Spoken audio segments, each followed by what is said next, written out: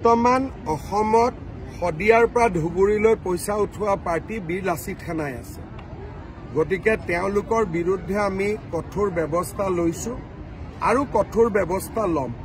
বাকী ঠাই বিশেষে যিসমূহ ঘটনা আছে তাকো মই কালি এছপিক কৈছো যাতে তাৰ বিষয়ে নজৰ ৰাখে।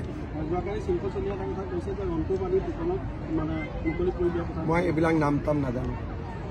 মই এটাই জানো যে এই সংগঠনটোৱে শদিয়াৰ পৰা ধুবুৰীলৈ চান্দা উঠাই এটা ব্যাপক খেলি মেলি কৰিছে।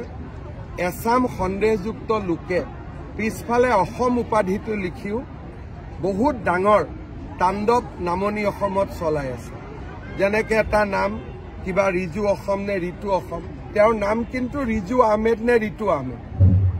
অসম নামটো লগাই এতিয়া গোটেই মানুহক বিপথে পৰিচালিত কৰাৰ কামতো তেওঁলোক লাগি পৰিছে, বিশেষকৈ নামনি অসমত। গতিকে এই সংগঠনটোৰ বিৰুদ্ধে চৰকাৰ কঠোৰ হৈছে আৰু কঠোৰ হ'ব।